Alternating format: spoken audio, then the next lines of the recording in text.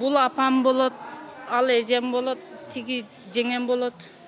Ошол бардыгыбыз бир тууган, бир үй бүлөдө өсүп чоңойгонбуз.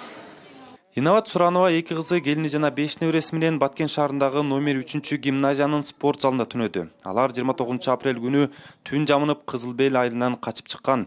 Аталган айылда отусуна караган түнү мылтыктын үнү басылган жок. Коңшулар эле кеттик дедилер, сакта фуртер келди, фуртер десек бир алып койду ошол.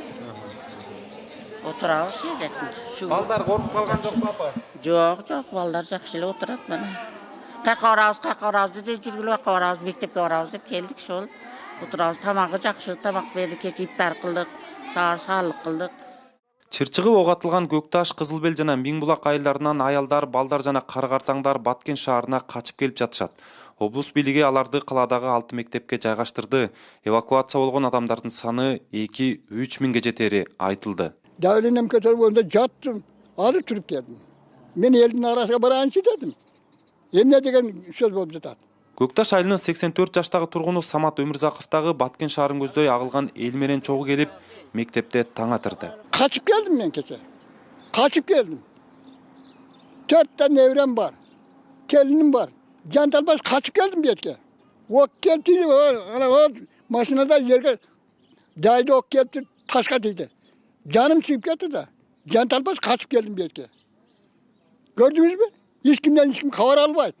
Жаңжал чыккан айылдардан качып келгендерге түнөк болгон гимназияда 80 киши жайгашкан, жана алардын саны улам сайын көбөйүп жатат. Алардын бир бөлүгүн Баткен шаарынын тургундары үйлөрүнө алып кетип жатканы айтылды. Биринчи келгенде 190 адам келди, кийин 154 адам келди. Ушундай адамдар келип атты, жайгаштырып аттык ар жергечи. Гостиницаларга жайгаштырып аттык. Мисалы, жергиликтүү тургундар өздөрү эле келип Өздөрү келип мага 10 адамды алып кетем мен, 20 адамды алып кете алам деп атат.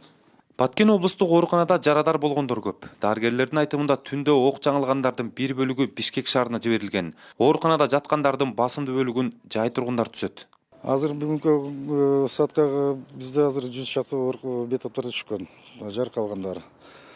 Алардын эмеси, состояниясы ортодон баштап ооруп калдыгы үчүн бар. Операция болгон бетаптар бар.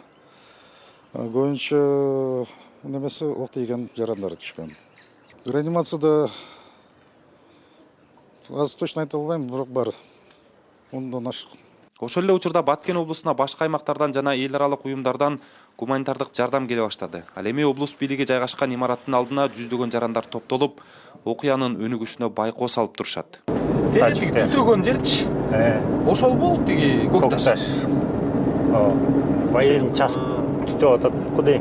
Акылбек Назаров кыргыз-тажик жаңжалы башталган Көкташ айылынын тургуну. Ал 29 апрелде үй бүлөсүн Баткендеги туугандарына жиберип, абал турукташып калгандан кийин өзү дагы келген. Назаровдун айтымында Көкташта жай тургундар дээрлик калган жок. Айылга баруу азыр дагы кооптуу. Көкташта ок атышуу токтогону менен кырдаал турукташа элек. Таң атканча бияка түштүк. Түнү биякта светти жанган машиналарды аткылап атты деген светти өчүрүп алып 5 фара түштүк. 5 фара келдик. Айылда 1,5 калды. Айылдын абалы кандай болуп атат азыр? Өрттөнгөн үйлөр барбы же жокпу? Өрттөнгөн үйлөр бар, конечно. Ал жерде азыр жергиликтүү тургундардан 1-2 эле бар да. Астынан бүт чыгарып кетишти, Баткенге чыктылар.